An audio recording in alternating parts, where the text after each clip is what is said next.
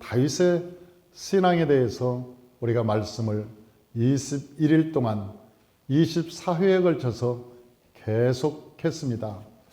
그래서 오늘은 다윗의 마침표라고 하는 이 제목을 가지고 함께 말씀의 은혜를 나누려고 하는 것이죠. 성경이라는 것은 무엇일까? 성경은 창세기에서 요한계시록까지 무엇이 쓰여 있을까? 많은 사람들은 예수님께서 십자가에 달려 돌아가셔서 우리가 죄사함 받고 천국에 간다는 이야기로 정리를 합니다. 물론 맞는 얘기죠. 그러나 성경을 자세히 보면 성경 전체, 그러니까 창세기로부터 요한계시록까지 성경 전체는 딱 한마디로 정리가 됩니다. 그것은 바로 성전이라고 하는 것에 귀결되는 것이죠. 성전이라고 하는 것에 요약될 수 있습니다. 에덴 동산은 하나님께서 첫 번째 만든 성전이었습니다. 그런데 그 에덴 동산이 아담과 하와가 죄를 지으니까 성전에서 아담과 하와를 내쫓고 말죠.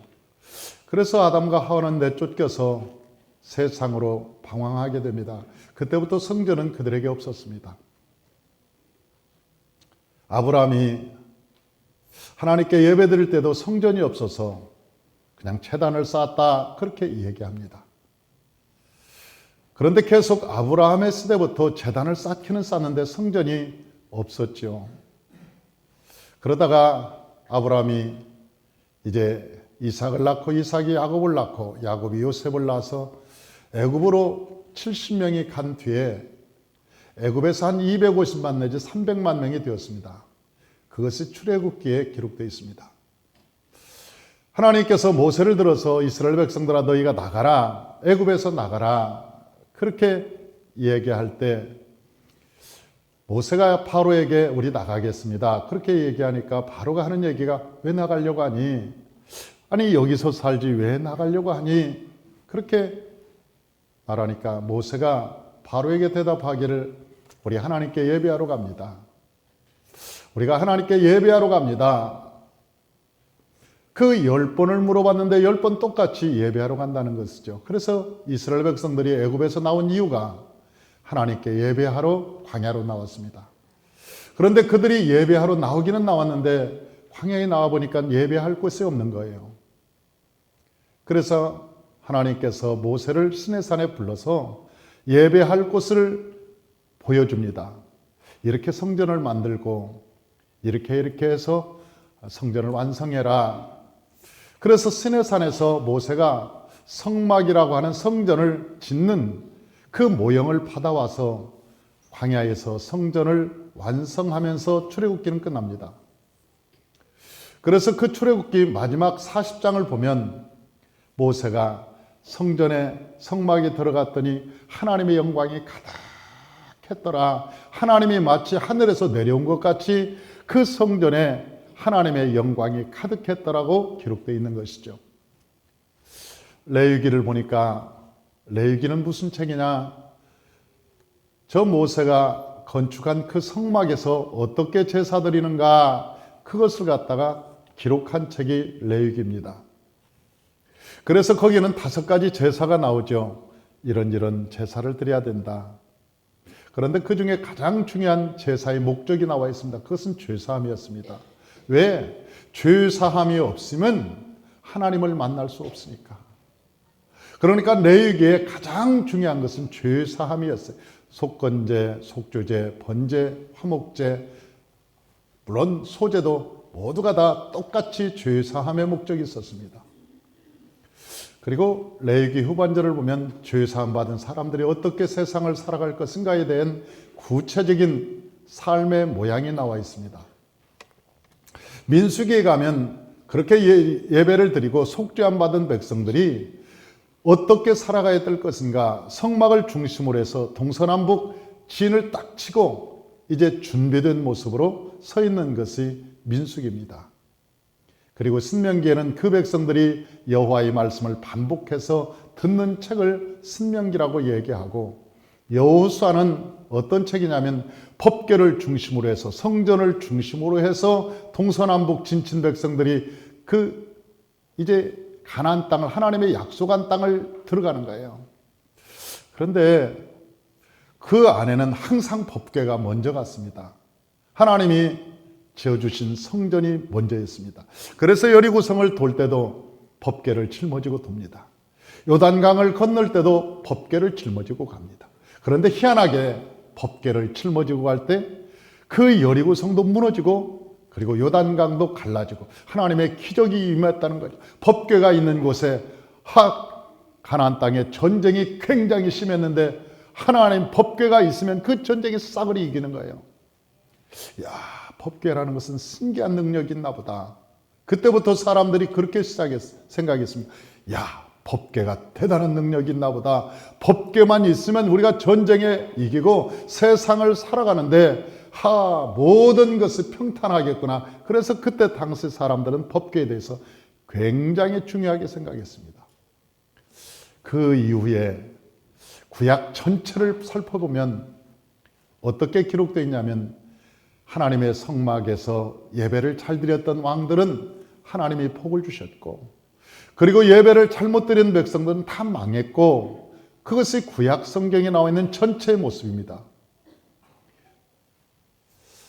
그러다가 말라기 마지막 구약책에는 말라기가 있는데 그 말라기는 제사를 엉터리로 하도 드리니까 하나님께서 성전문 닫아라. 야, 너희들 그따위로 신앙생활 하려면 성전문 닫아. 차라리 닫는 게 낫겠다. 그래서 성전 문을 닫아버리는 거예요. 말라기는 그렇게 얘기하죠. 니들이 내 얼굴에 똥칠하는구나. 니들이 산다고 하면서 예수 믿는다고 하면서도 너희가 진짜 예수 믿는 거냐? 예수 믿으려면 똑바로 예수 믿어야지. 예수 믿는다고 이름은 예수고 이름은 집사고 장로고 이름은 목사인데 하는 것 보니까 세상보다 못하다. 이 나쁜 놈들아. 니들이 하는 짓 보니까 내 얼굴에 똥칠한다. 그러면서 하나님께서 말라기에 그렇게 하는 거예요. 나도 네 얼굴에 똥칠해 버릴 거야. 옛날에 우리말에는 내 얼굴에 먹칠하냐 이놈아. 그런 말이 있는데도 성경에는 똥칠이라고 나와 있어요. 네 얼굴에 내가 똥칠할 거야. 네가 그따위로 하면 그러면서 성전 문을 닫아요. 그래서 400년 동안 성전이 없는 거 아닙니까? 성전이 없어서 그걸 회당이라고 그랬어요. 다 흩어져서 사람들이 모여서 예배들 자기끼리 이제 성전이 없으니까 자기들끼리 모여서 그 예배 드리는 것을 회당이라고 했어요. 사람들이 모였다. 그래서 회당이라고 얘기했던 거예요. 그런데 예수님이 오셨습니다. 그 예수님께서 오셔서 뭐라고 말씀하시냐면 요한복음에 나는 신령과 진정으로 예배하는 자를 찾으러 왔다. 그렇게 말씀하셔요. 그러니까 예수님께서 이 세상에 오신 목적이 뭐냐면 하나님께 예배하는 자, 신령과 진정으로 예배하는 자를 내가 찾으러 왔다. 그렇게 말하는 거예요. 그러면서 마태복음 16장에 교회를 세웁니다. 내가 이 반석 위에 교회를 세우리니 음부의 세력이 결단코 이 교회를 이기지 못하리라. 그렇게 말씀하시면서 교회에게 두 가지 선물을 주셨죠. 하나는 천국의 열쇠를 주셨고 하나는 성령을 주셨습니다. 그래서 이 교회가 가지고 있는 것은 천국의 열쇠인데 그 천국의 열쇠가 무엇인가 봤더니 요한복음 14장 14절에 뭐라고 나왔냐면 천국의 열쇠가 예수의 이름이라고 나와 있습니다. 너희가 내 이름으로 무엇이든지 원하는 대로 구하라. 그리하면 내가 수행하리라고 말씀하셨습니다. 그러니까 천국의 열쇠가 바로 예수의 이름이죠. 사랑하는 성도 여러분, 저와 여러분이 예수의 이름으로 선포할 때 하나님의 놀라운 기적이 일어나는 거예요. 예수의 이름을 가질 때. 그 다음에 주님께서 우리에게 이 교회에게 성령을 부어주신 거예요. 그래서 성령을 부어주셔서 교회를 세웠습니다. 그리고 교회에 들어오는 제자들을 양육하셨죠. 예수님께서는 12제자를 양육하셨습니다.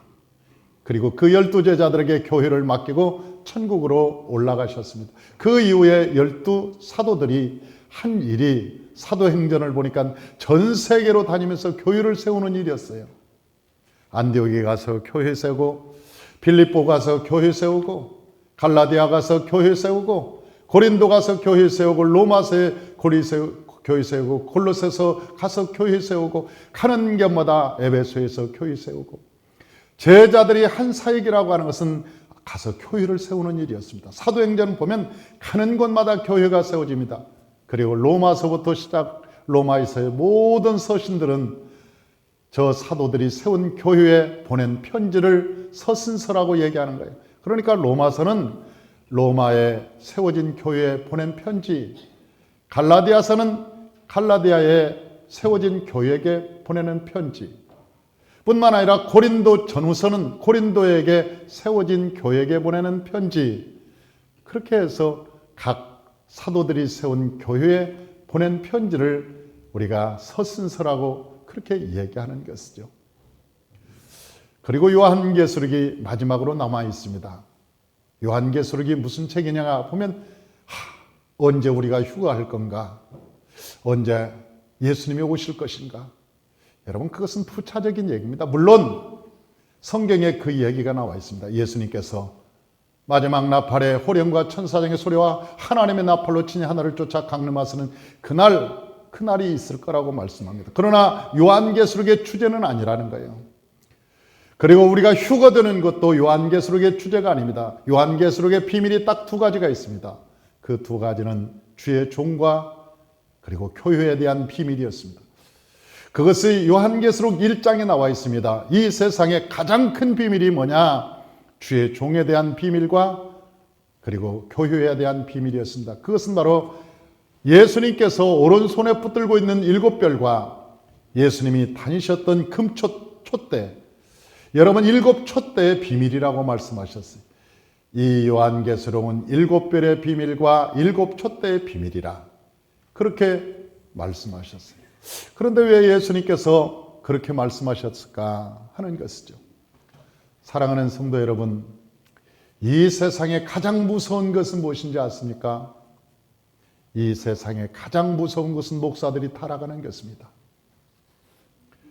이 세상에 가장 무서운 것은 목사들이 타락하는 것이 가장 무섭다고 얘기하는 것이에요. 왜 목사들이 타락하는가 봤더니 목회를 최우선으로 생각하지 않고 차선책으로 생각한다는 거예요. 그러니까 목회의 본질은 가장 중요한 하나님의 말씀과 기도와 하나님의 성령으로 충만한 삶을 누려야 되는데 목사가 그것보다 더 바쁜 일이 너무 많아졌다는 거예요. 골프 칠 일이 많아지고 나가서 기관장들하고 만날 일이 많아지고 많은 지도자들하고 만날 일이 많아지고 목사가 그런 일들이 너무나 많아졌다는 거예요. 너무나 바빠졌다는 거예요. 여러분, 그렇게 바쁜데 언제 기도합니까? 그렇게 바쁜데 언제 말씀을 연구합니까? 언제 그렇게 바쁜데 성령의 인도함은 언제 받습니까? 심각한 거죠. 그래서 요한계시록은 목사가 타락할 때 목사라고 부르지 않아요. 성경에서는 음녀라고 부르는 거예요. 세상과 착한 더러운 사람. 음녀. 그러니까 세상과 짝했다. 세상과 연합되어서 너희가 이제는 하나님의 신부가 아니라 세상과 다 간음을 하고 짝해서 더러워졌다. 너희들이 더러워졌다. 그래서 음녀라고 그러는 거예요.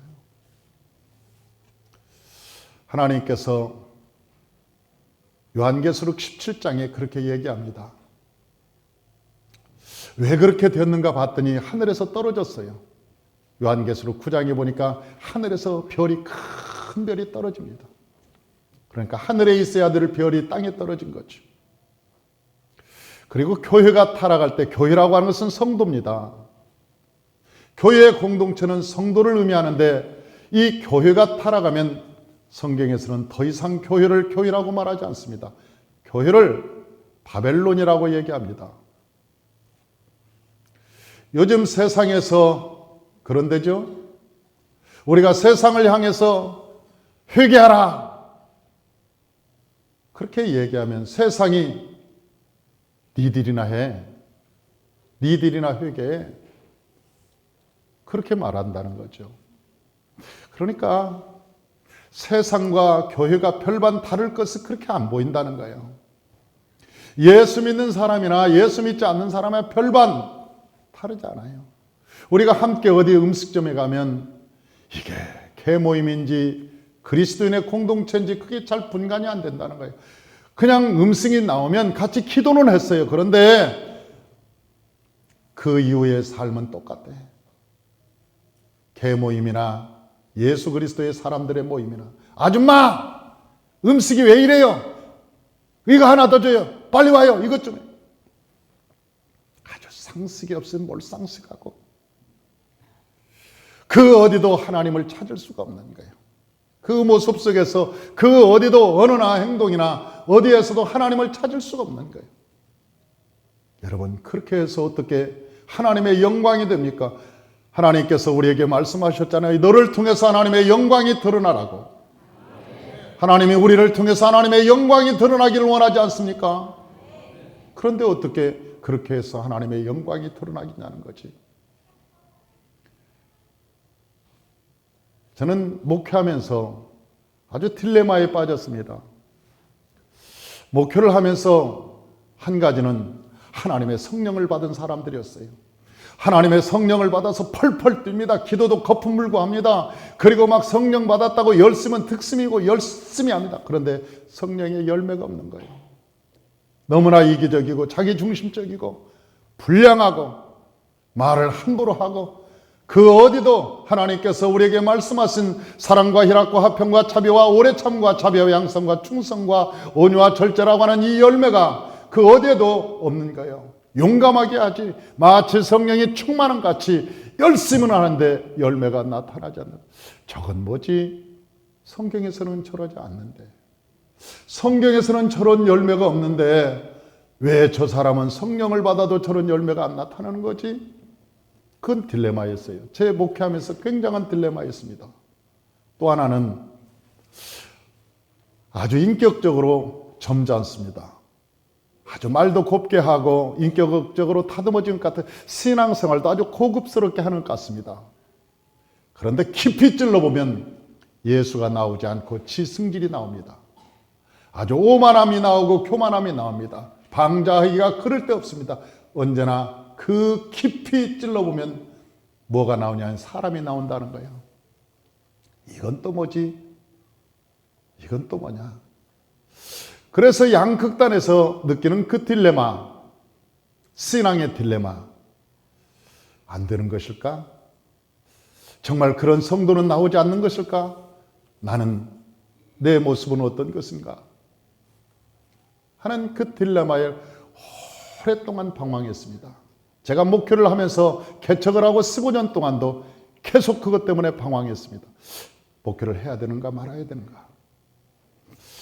과연 열매 없는 목회 주님이 기뻐하실까? 정말 주님께서 이걸 인정하실까에 대한 문제를 놓고 심각하게 고민을 했습니다. 근데 하나님께서 그때 저에게 모세오경이라는 눈을 열어주셨습니다. 그래서 다시 이 모세오경을 통해서 새로운 성경을 보기 시작했습니다. 이번 특별 새벽 성회에 나는 우리 성도님들이 한 분 한 분 매일마다 간증을 24명이 했는데 저는 간증을 들어보면서 하나님께 감사했어. 그래, 내가 원하던 주님이 원하셨던 그 열매가 나타나기 시작하는구나. 저들은 저 간증을 들어오면서 저는 간증을 들으면서 깜짝 놀랐던 거예요. 성경적으로 성도들이 변화되는 모습을 제 눈으로 보고 목도했습니다. 너무나 감사했습니다. 저들이 하나님 안에서 저렇게 변화되고 하나님의 사람으로 열매를 맺어가니 여러분 너무너무 감사한 것이죠. 마지막에는 하나님께서 내가 너에게 열매 맺지 않는 나무는 불에 찍어 던져버리라고 말씀하셨습니다. 그러니까 열매 없는 나무는 찍어서 불에 던진다. 그 말은 지옥 보낸다. 그런 얘기 아닙니까? 불이라고 하는 것은 지옥을 의미하는 것이니까 열매 없는 나무, 우리가 신앙생활할 때 그럴 때 똑같이 교회에서 열심히 했겠죠. 충성도 했겠죠. 여러분, 왜 웃사가 죽었습니까? 웃사가, 그렇게 충성된 웃사가 왜 죽었냐고. 법궤, 하나님의 법궤가 쓰러지려는데 그거 잡다가 죽었잖아요. 하나님께서 그랬거든요. 민수기에 보면 만지지 말라고 그랬거든. 만지면 죽는다고 그랬거든. 그런데도 그 말씀을 몰랐던 거지. 사람이 하나님의 말씀을 모르면 하나님의 일을 한다고 충성도해 하면서도 죽는 거예요. 왜? 말씀대로 하지 않고 내 뜻대로 내 마음대로 하니까. 성경은 우리에게 아주 자세한 것을 가르쳐 줍니다. 그래서 이 하나님의 말씀이 골수까지 들어가지 않으면 내가 변화된다는 것은 불가능합니다. 불가능합니다. 알기는 하죠. 하나님의 말씀을 알기는 합니다. 아, 그래, 내가 저거 들어본 설교야. 나도 저거 알만해. 그런데 변화되지는 않습니다. 변화는 언제 되느냐? 여호와의 말씀을 단단지, 반복, 단순, 지속적으로 계속함으로 그 말씀이 내 피와 살이 되고 내 골수로 들어갈 때만 사람이 변화되는 거예요. 그것만이 가능합니다. 다윗이라고 하는 사람은 이 성전이라고 하는 것을 너무너무 소중하게 생각했어요. 그리고 그 성전 안에 사는 공동체가 얼마나 귀중한 것을 다윗은 알았습니다.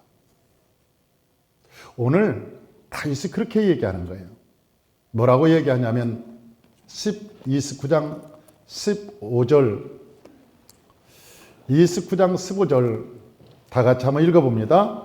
우리는 우리 조상들과 같이 주님 앞에서 이방 나그네와 거류민들이라 세상에 있는 날이 그림자 같아서 희망이 없나이다. 그게 무슨 얘기냐면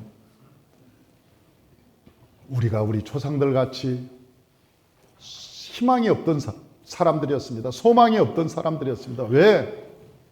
우리 집이 없으니까. 그 아브라함도 성전이 없었습니다. 돌 하나 놓고 아닌. 그리고 여러분, 저 모리아산, 그 이삭을 드렸던 그 모리아산에 그냥 가서 제단 쌓아놓고 그냥 드렸던 거예요. 여러분, 야곱도 제단이 없으니까 돌 하나 쌓아놓고 거기 제단 쌓고 여기 기둥 하나, 돌멩이 하나 세워놓고 이것은 하나님의 성전의 기둥입니다. 그리고 그냥 예배드리고 말았던 거예요. 그러니까 우리 조상들은 소망이 없었습니다. 희망이 없었습니다. 그렇게 살았습니다. 나그네와 같이 그렇게 살았습니다. 그런데 16절에 한번 읽어보십시다. 16절 다 같이 한번 읽어보죠. 우리 하나님 여호와여, 우리가 주의 거룩한 이름을 위하여 성전을 건축하려고 미리 저축한 이 모든 물건을 다 주의 손에서 왔사오니 다 주의 것이나이다. 이걸 알고 나서 다윗의 일평생 소원이 뭐냐면 하나님의 성전을 세우는 것이었어요. 하나님의 집을 세우자. 하나님의 집을 세우자. 그리고 솔로몬이 그 집을 짓고 나서 솔로몬이 말하기를 하나님 아버지, 내가 여기서 기도하는 것을 하나님께서 들으시고 하나님의 얼굴이 항상 이 성전에 머물게 하시고 하나님의 얼굴이 이 성전을 보게 하셔서 내가 무슨 죄를 지었더라도 이 성전에서 기도하면 나의 허물과 죄를 사해 주시고 하나님께 기도하는 것은 모두가 다 응답되는 역사가 일어나게 도와주옵소서. 성전을 지어놓고 그렇게 기도했던 거예요. 우리가 17절, 우리 같이 17절 다 같이 한번 읽어봅니다. 나의 하나님이여, 주께서 마음을 감찰하시고 정직을 기뻐하시는 줄을 내가 아나이다. 내가 정직한 마음으로 이 모든 것을 즐거이 드렸사오며 이제 내가 또 여기 있는 주의 백성이 주께 차원하여 드리는 것을 보니 심히 기쁘도소이다. 아멘. 여러분, 다윗 왕이 첫 번째 왕이 되고 한 일이 뭔지 아세요? 다윗 왕이 첫 번째 왕이 된 다음에 제일 먼저 한 것이 있었어요. 압살롬은 예루살렘에 쳐들어와서 제일 먼저 한 게 자기 아버지 이 첩들을 강간하는 일이었어요. 사울 왕은 왕이 된 다음에 제일 먼저 한 것이 지가 제사 드리는 것이었어요. 지가 사무엘이 오기 전인데 지가 내가 왕인데 어때? 내가 왕이 됐는데 뭐 이것 정도 해서 뭐 틀린 거 있어? 사랑하는 성도 여러분, 사실 왕은 과정이고 하나님께서 왕을 세울 때는 그때부터 사역의 시작이에요. 근데 첫 발부터 죄를 짓기 시작하는 거예요. 그러니 그 왕이 길게 가겠어요? 여러분, 부자는 이제 시작이에요. 부자가 되었다는 것은 이제 부자가 되어서 어떻게 살 거냐가 하나님의 사명인 거예요. 그런데 사람들은 부자가 되면 그때부터 타락하는 거예요. 여러분, 권력을 가지는 것은 새로운 시작이에요. 권력을 가진 이후로부터 하나님이 주신 우리에게 사명이 있는 거예요. 교회가 성장하면 여러분, 성장은 새로운 시작을 의미하고 있는 거예요. 하나님께서 이 교회를 성장시켰을 때 이 교회가 성장했다는 것은 이제 새로운 시작이에요. 하나님께서 우리에게 주신 사명이 있다는 거예요. 교회가 이만큼 성장했으니까 우리가 이만하면 됐다. 이게 타락하기 시작하면, 하나님 앞에 범죄하면 하나님이 얼마나 안 기뻐하시겠냐는 거지. 세상 사람들은 그것이 끝입니다.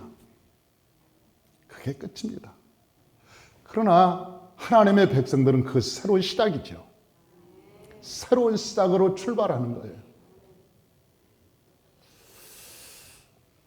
다윗이라고 하는 사람은 왕이 된 다음에 제일 첫 번째 한 것이 저 모리아산, 그러니까 아브라함이 이삭에게 드렸던 그 모리아산, 그 모리아산, 하나님의 성전을 세우기 위해서 여부스가 살고 있는 모리아산을 점령하는 것이었어요. 그래서 칼을 빼들고 제일 먼저 점령하러 나간 것이 어디냐면 예루살렘 성이었어요. 예루살렘 성은 여부스 족속들이 살고 있었거든.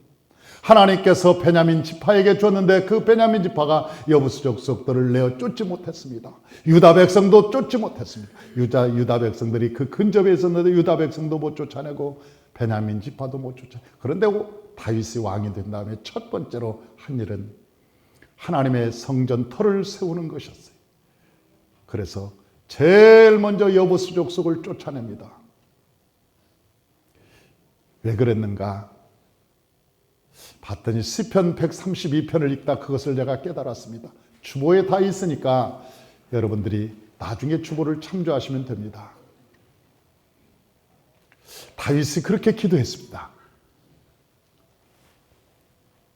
저를 보시고 주보의 은혜가 나오지 않습니다.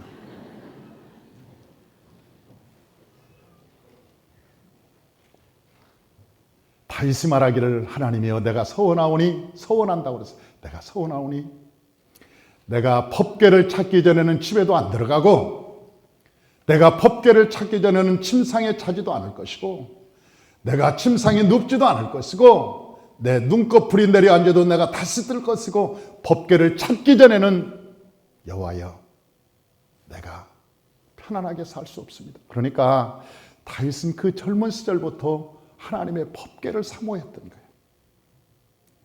하나님이 어디 계시고 싶은 것을 다윗은 알았던 거예요. 그래서 다윗이라고 하는 사람은 하나님의 집을 지으려고 그렇게 열심히 하고, 왕이 된 다음에 또한 전쟁에서 수많은 전리품을 다 거두고 나중에 이 세상을 떠나기 전에 이 전리품을 다 여호와께 다 드리는 거예요. 하나님의 성전을 세우라고 다 드렸어요. 그런데요, 그 이유가 있었습니다. 나중에 이 다윗이 고백을 해요.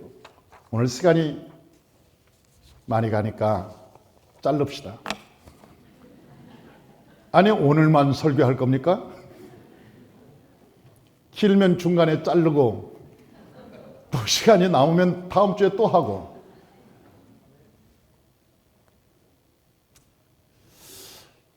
다윗의 삶을 보니까 그럽디다.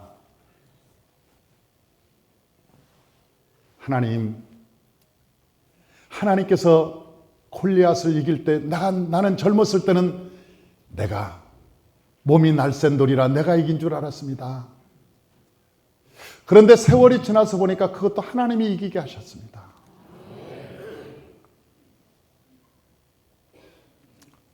제가 사울 왕을 피해서 돌아다닐 때 아비새가 사울을 죽이겠다고, 그 엔게디 굴에서 죽이겠다고, 아니면 습광야의 그 숲을 가운데 죽이자고 할 때 나는 의로, 하나님의 말씀이기 때문에 내가 의로 죽여서는 안 된다.